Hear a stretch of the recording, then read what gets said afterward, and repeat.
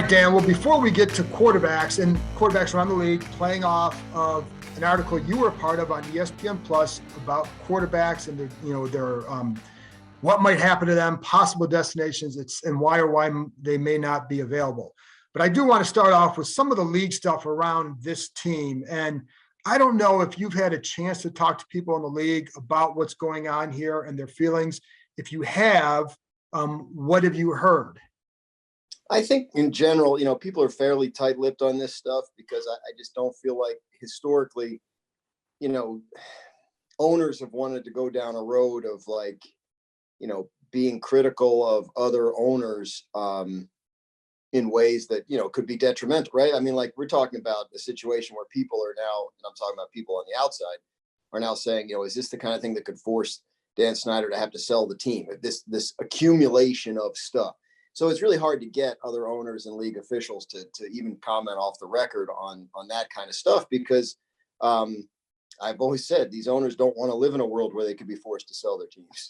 Right. So, but I do think there's a sense that, the more that comes out, the tougher it gets to defend it or ignore it, right? Like there's definitely an accumulation of stuff. Now, the issue, John, is that, as you know, the league knows a whole lot more than we do and still hasn't acted beyond the sort of cursory punishment of, telling Dan he has to stay away. Nobody knows how that's being enforced. So you do wonder what it would take, and it would probably be something that goes beyond what's already come out because, to this point, I think the league knows a lot more details than the rest of us do, right. And still hasn't moved to that extreme step. Right. And, right. And that's kind of an important part of this whole thing. And, I do wonder, and you said owners don't want to go down this road and they don't want to vote on their own because they know it could be turned on them. But this guy is not, as you know, is not a well-liked guy in league circles. And I just wonder, it seems like the NFL, the league office certainly has not been happy with how this congressional part is going and the lack of stuff they're getting from them. Right. And that's the thing, right? Like that's where it starts to get beyond the world that they can control, right? Like if Congress is really going to push, right, eventually they're going to have to give Congress what they want, or else, people are going to go to jail over this. And obviously they don't want to do that. So, yes, I think there's usually a sense among NFL owners and probably big business leaders in other arenas as well, that once Congress gets involved, it can often be viewed as, well, they're grandstanding, they're trying to look like they're doing something, et cetera, et cetera. Obviously, people have a negative view of the government and Congress to some extent, and so that's an easy sell, right? Oh, they're just trying to look like they're doing their job. But if it goes beyond that, if it goes to the point where they're going to press them, I mean, the Congress has the ability to threaten legal action against people who don't provide the information they're looking for.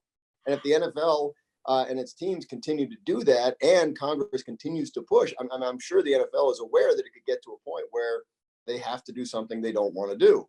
And, it could get to a point, and again, we're down a hypothetical road. I mean, it could get to the point where the league acted against Dan Snyder and Congress said, great, but we still want to see this stuff, right? And then that risks the stuff becoming public. So the harder that Congress pushes, the more we're into sort of uncharted territory here in the stuff we've been talking about, in the first. And I wonder if the league wouldn't come back and just say, after they do another investigation into the Tiffany Johnson one, if they don't come back and say, okay, we're going to suspend you for a year or so. But, who knows? Who knows? Don't know anything. How do you think this impacts? We're about a month from, or several weeks from free agency. How do you think this might impact an ability to get certain players? Do you think players and agents, are they worried about that, or do they just look on the field, Rivera and the football side? I think when it comes to players, I think it's a matter of, what is the team offering financially? Who are you going to play with? Do they look like they can be a contender? I mean, Washington's been a decent team the last couple of years. So, once they figure out quarterback, our players going to want to know, who am I going to go play with this guy? Is that where I want to go? So I think when it comes to players, careers are so short that I think they're not looking. I was a little surprised that the Denver Broncos unsettled ownership situation, for example, didn't affect their coaching search, or maybe it did. Like maybe in the end, like Dan Quinn didn't want, right? Because I always remember Mike Shanahan years ago told me that when I'm considering a job, a head coach job, my 2 questions are who's the quarterback and who's the owner. And so, but from a player standpoint, from attracting free agent players, I doubt that's much of a factor. My feeling is these stories that come out about this franchise are of interest to us, those of us who are observing the league from a big picture standpoint. But maybe you have a better sense of it. Maybe I'm wrong. But when No, you talk I to players agree. on the team, do they care about this? No, I don't think, and mainly because what they would say is, well, all those people who were outside of the owner, who is still owning the team, but the other people involved in a lot of this stuff are no longer here. And so that would be the coaching staff and the front office's pitch to anybody else. Right. But again, like the players this isn't stuff. The stuff that's come out, as disgusting as it all is, like it's not stuff that really involves or impacts players. No, right. That's right. Yeah. Right. It involves the cheerleaders. It involves the other people that are associated with the team, people that work in the offices. So I think the players are kind of insulated from it all. So yeah, I'd be surprised if it affected people's free agent decisions. Well, let's look at the quarterbacks, because again, you guys had that story, and that's going to be the number 1 pursuit this offseason for this team and a few other teams. Who do you think will be the most aggressive teams going after quarterbacks this offseason? I think Denver is a team that feels like it's a quarterback away, and has for a while. My understanding is the Carolina Panthers plan to be very aggressive. They were last year. They tried on Matthew Stafford, didn't get him. They tried on Deshaun Watson, but then obviously things happened there that prevented that from moving forward. I think they'll be aggressive. I mean, it sounds like Washington isn't going to sit back on its heels. And I think that's obviously they knew a year ago that they needed to address that position. Right. I think they saw Fitzpatrick as somebody that might have been able to do it, but still not a long-term solution. So yeah, they have to find somebody. I mean, Pittsburgh and New Orleans are teams that have reason to believe that they're good. I mean, Pittsburgh was in the playoffs. New Orleans missed it by a game.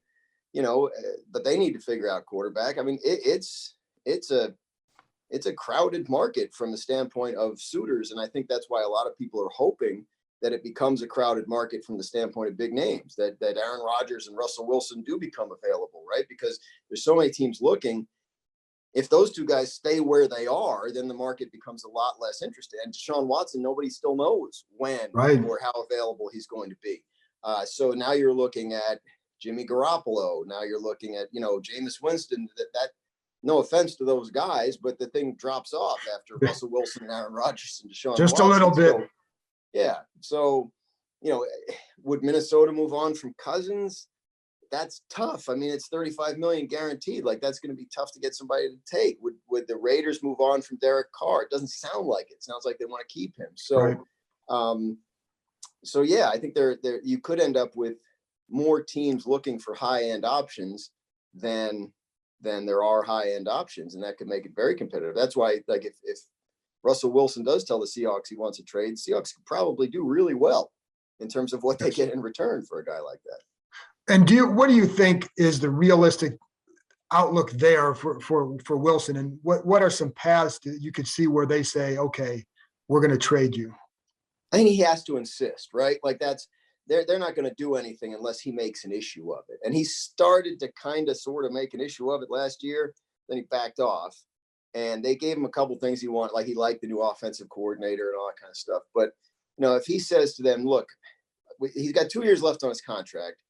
He is, by the current market, underpaid, which is how this works, right? If you do a deal at the top of the quarterback market, 3-4 years later, you're underpaid.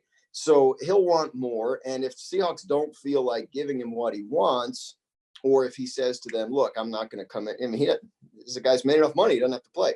I want to trade, or I'm not going to play for you anymore. Then that, I think, moves it forward. They don't want to do it. When you talk to people in Seattle, that organization is very good at pretending nothing's wrong. Right? It's like, we lost, how many games we lose by 6 or less, like that kind of stuff. Like our program works. But if Wilson makes an issue of it, I think that's when it becomes real, and that's when they look seriously at it. And that's why you see teams. I mean, you talk to teams right now. That's a big question. I think everybody knows what's going on with Aaron Rodgers. Not that we know how it'll end, but the issues there are all on the surface, right? We know exactly what Aaron Rodgers doesn't like. We know what the Packers situation is. Seahawks, I think they're hoping that it never comes to that. So when you talk to teams that are in this market or potentially in this market, there's a lot of, hey, what are you hearing from Seattle? What are you hearing about Russell Wilson? And I think there's a lot of unresolved stuff there still. And like you said, the extension is the big key, because if they do, Mm-hmm. if and this would be an offseason where I'm sure he would go to them and say, okay, because we're at a kind of a tenuous point with it, where if he can say, I want the extension or else, that's it. Right. And you don't have to do a 5-6 year with Russell Wilson at this point in his career, but the average annual salary is going to start with the number 4. And if you're not comfortable with that, then you better not trade high picks for him. So what do you think, a ballpark estimate of what it would take to get him? How many first round picks? Does it have to be a quarterback? Because I don't think Taylor Heineke is going to tempt them in a deal. Right. But but what would it take then to get him? I think you would have to do something that puts Seattle in a position where they feel like they're equipped to answer the question, okay, what do we do now then at quarterback, right? Like, and whether that's giving them enough picks to get it done, whether that's giving them a quarterback option they feel good about, at least in the short term, at least from a bridge standpoint, till maybe you get to next year's draft and the quarterbacks look more appealing, potentially. I don't know. But yeah, I think that's the biggest hang up for the Seahawks a year ago when they were talking about this was, if we trade him, what do we do at quarterback? Right. We don't have a backup we feel comfortable starting. We don't have a developmental guy we feel good about. We don't have draft pick to go get a guy, so they couldn't answer that question. If you can answer that question for them in whatever you're trading, then I think you have a shot. But again, we're in a draft now where a high first round pick, that doesn't necessarily ensure that they're going to feel like they got a satisfactory answer there. I don't know that anybody's going to feel comfortable about starting, Kenny Pickett or Malik Willis next year and trying to make the playoffs with that. Right. And selling it to the fan base. And, what do you think they'd be interested in a guy? Because one scenario that I wonder about is, let's say Washington wants to trade for him. Well, how do you get the quarterback? Well, now you got more capital. If Deshaun Watson's situation is cleared, if there's clarity to it, then you could maybe use that capital to get a guy like that. Right. If you're Seattle and you know what Houston wants, and you can get that from Washington, or what you get from Washington add to what you already have, yes, that kind of stuff. It's almost like a 3-way trade, which I guess it could be. But yeah, and then the other factor, and this is true in Watson's case, and it's going to be true in Rodgers. Well, Russell Wilson has no trade clause. Like he would have to want to go to Washington. Correct. Right. Like he could kibosh the entire thing and say, no, I don't want to play there. About Washington or any other team. Like we just don't know. He had a list of 4 teams last year, right? And the Bears drafted a guy, and the Cowboys signed their guy, so that leaves Vegas and New Orleans. Yeah. But potentially he expands that list. Who knows? But and I know he's talked to people about coming here, and at the very least, the feeling was a week or so ago that he hadn't closed it off. What that means from there, who knows? But I always determine due diligence. What about with Rodgers? Do you're going to hire his old quarterbacks coach, Tom Clement? I mean, what does that do? Yeah. It's like I said to somebody last night, it's like, remember Notting Hill, like I'm just a team standing in front of a quarterback, asking him to love me. Like that's where they are. Like they want him back. And not only do they want him back, John, but they want to make sure, like 100% sure, that if he doesn't come back, that the whole world knows it wasn't their fault. Right? Like we did everything we could. We dragged his old quarterback coach out of retirement. Right. We traded for Randall Cobb, which made no sense, all that kind of stuff. So that's where they are.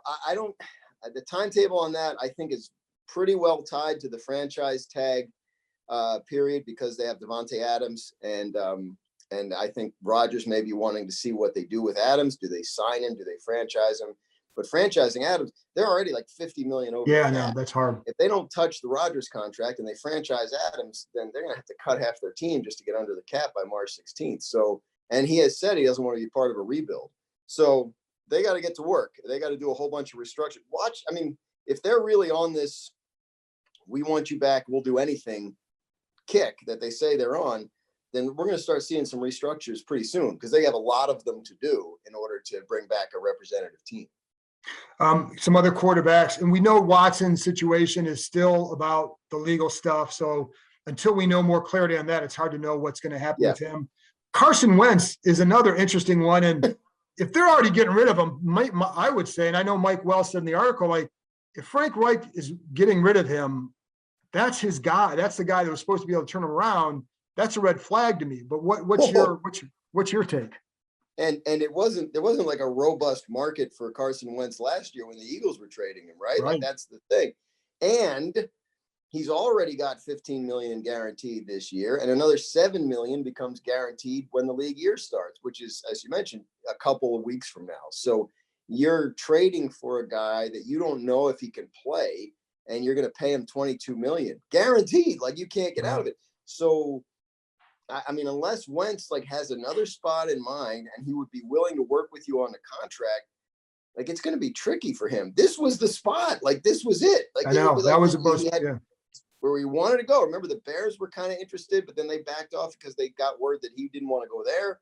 Like, this Reich was it. So if the Colts are done with him, which it sounds like they may well be, then I don't know what his future is. I mean, like, do you think Washington would bring in a guy like that as a starter? I think it would be I definitely think it'd be an option depending on what else happens. And then, but I think if you get a guy like him, you're still drafting somebody. It's Wentz and somebody. But my question, that I even brought up someone else, like, okay, if we know that Wentz had an issue with Jalen Hurts in Philly, you know, there's some question about that. Would he be happy going to a place where, okay, we're going to trade for Carson and then draft Malik Willis in the first round or somewhere and pair him with you?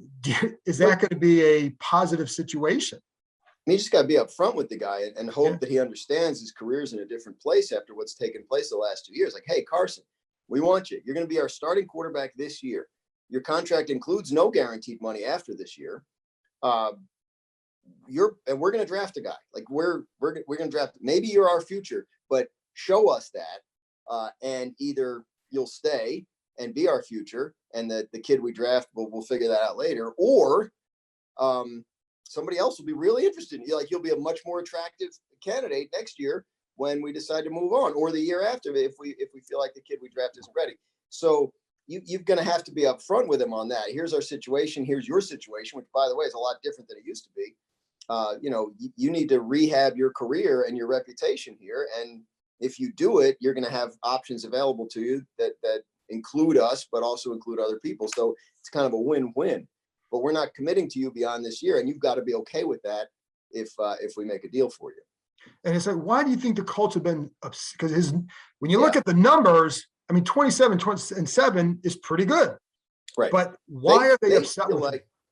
They feel like they got him through the year, right, without asking too much of him, right? They run the ball. Jonathan Taylor, like they play good defense. 27-7 is a nice ratio, but 27 is not a huge number. You know what I mean? Like, it wasn't, he didn't throw 38 touchdown passes. So they got to the end of the year and they had two games they only needed to win one of them. Right. And one was home against the Raiders and the other was on the road against a dead Jacksonville team. And not only did he not elevate them in those games, he actively hurt their chances to win those games with the way he played. So they feel like we got through 15 games sort of asking you to just not mess it up. And then there were two games at the end of the year. Again, we didn't need you to win both of them. We need you to win one of them. And they weren't against, you weren't playing the Rams and the Chiefs, right? Like the Raiders and the Jaguars. And not only did you not step forward, you've really fell apart to an extent that now we really don't know if we can trust you when we need you. And that, I think, is, and then I don't know I don't know what he's like, in the locker room with the coaches behind the scenes. Obviously, from experience that there can be stuff going on behind the scenes that alter a team's perception of a player. I've dealt with that a time or two. Yeah. We know that in Philadelphia, he had some grumpy sort of issues about some things that were going on there. So, it's possible that they're saying to him, hey, we did everything we could to put you in the right position and you still didn't come through. I don't know, man. Like, you may not be the guy for us. But the other thing is, the Colts, I mean, this would be 5 different starting quarterbacks in 5 years for Frank Reich as their head coach if they have a different one next year. That's crazy. And you're at a point now where you have to win. Like Reich, they love Reich, and the program he's built and all that. But if they don't start winning, you're going to start seeing like Frank Reich and Chris Ballard, talked about as guys who are in trouble, and they know that. So they have to find an upgrade. They're not just going to dump Wentz to dump him. They got to find somebody that they know is better. And if they don't, then running it back with him might actually turn out to be their best bet. Derek Carr. Yeah. Well, What do you he's think? got 1 year left on his deal, Right. and it's like 19.9 million. So he's underpaid.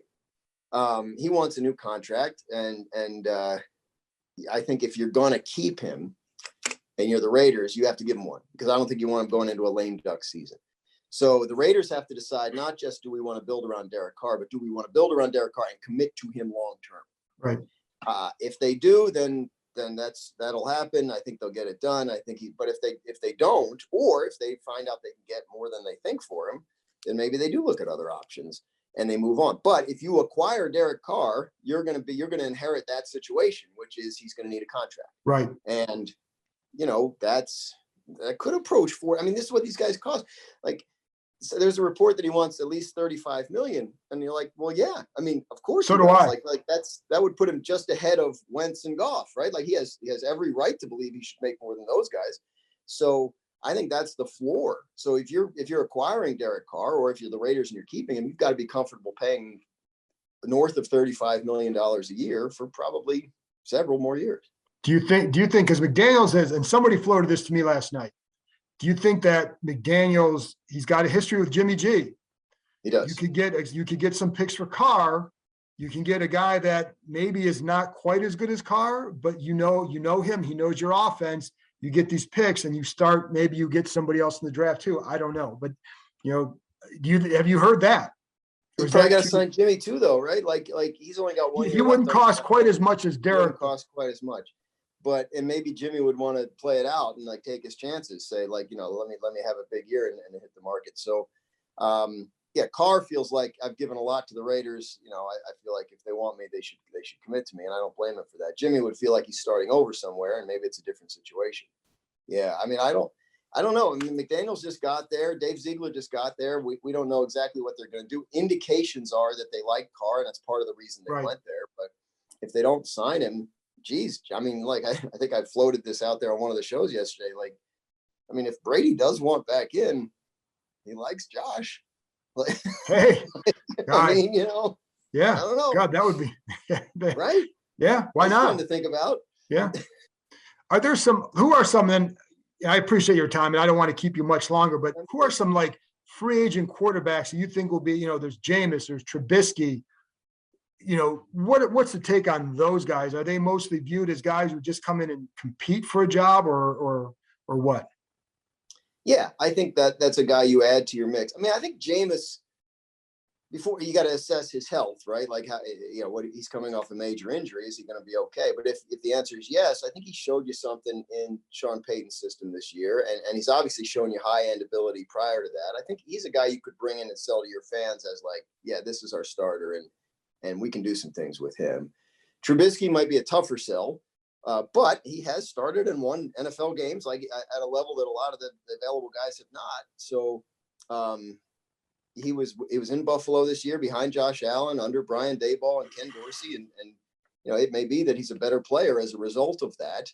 I think that's an interesting guy. I think people, I think people will look at him as a potential starter, or at least as somebody to add to their mix if they aren't set at that position. He's a guy you could see coming in and winning the job. So, free agent wise, I mean, Ryan Fitzpatrick obviously still out there, and if he wants to keep playing, right. So, it dries up. It dries up. And with Trubisky, I know he's a guy. Bridgewater, that kind of player. Yeah. All that. Yeah. And I know like with Trubisky, if they signed him here, it would be just like with Wentz and some of these other guys. It's in conjunction with drafting somebody as well. Because you're only viewing them as a, bring in more competition. And maybe it's just competition with Taylor Heineke and a rookie, but you want competition. Last thing, how do you think Heineke is viewed around the league And, I mean, I don't hear from a lot of fans who say, just give him the job or let's let him keep the job and build around him. But how is he viewed around the league? And like, if they wanted to dangle him in a trade to help get someone back, do you think that would even help? I think he's probably along those same lines. Like if Heineke was a free agent, you'd be talking about him the same way we were just talking about, like Trubisky and Bridgewater, right? Like, like you could bring him in if you're, quarterback, as you know, very subjective, right? There's somebody out there that likes Taylor Heineke. There's somebody out there that wouldn't even look at him. But if you have a coach or a staff in the former group, you can say, yeah, we bring him in. We like some things he does. Given how strong we are in other areas, we feel like he's a guy that could, so that's the kind of thing. He'd have to be the right fit. And I don't think anybody's bringing him in and anointing him as their starter. No, yeah. So, yes, I think, go back to what we were saying about Seattle. Like, could you help them answer their quarterback question if they trade Russell Wilson? Heineke probably doesn't answer that question satisfactorily, but if it's part of a potential solution, then, sure, possibly. But eye of the beholder for sure on Heineke. All right, and I apologize. I did have one more question. Every time I do this, say, "Hi, I'm sorry, I have one more question." I feel like Chris Farley when he did those looks interviews. Like golf weather. It isn't though. Yeah, it's cold. But I thought, how is this team viewed right now? Just forgetting the congressional stuff and all that stuff. How is this team viewed as far as the roster and what they have and what they've done moving and what they can do moving forward? Ron Rivera's reputation around the league is very helpful to the Washington Commanders, excuse me, and their reputation, because people like Ron, right? I mean, and people respect Ron, and so I think if there's a point of view out there that he is, at least from the on field, in the locker room, around the team, the roster standpoint, he's established kind of a different kind of culture. Right. That's to their advantage. That's to their credit. To the extent that people look up the chain and ownership and all that's going on there, like. There's still some skeevy feelings about it, but in terms of, I think they're viewed as a team that I think as the offseason goes along, if they make the right moves and they figure out quarterback, you're going to see people looking at them going, oh, they can be a contending team, right? I mean, they have pieces in place. I don't think they're a team that people just write off as like, oh, they'll never get it right. Right. If they go back a year, there were people that would favor them to win the NFC East. They thought the Fitzpatrick signing was just what they needed, all that kind of stuff. So some idiots, some people on here foolishly bucked the trend of the NFC East and picked them to go back to back. It was dumb. Don't do it. I did. I'm going to pick the Cowboys this year. Don't do it. All I know for sure is that the Cowboys won't win the NFC. It's going to happen someday, though. Again, no, it won't. Never. That's Andy Reid is that good. He's the last guy to do it. Right. In 04. Yeah. I mean, like, I don't know. Like, at some point the Giants will be better. I mean, the Eagles Eagles made the playoffs. Like, yeah. I mean, with Jalen Hurts, if they have 3 first-round picks, like I would believe that, and I'm going to believe that they're going to upgrade over Hurts. That they would want. That they're going to try.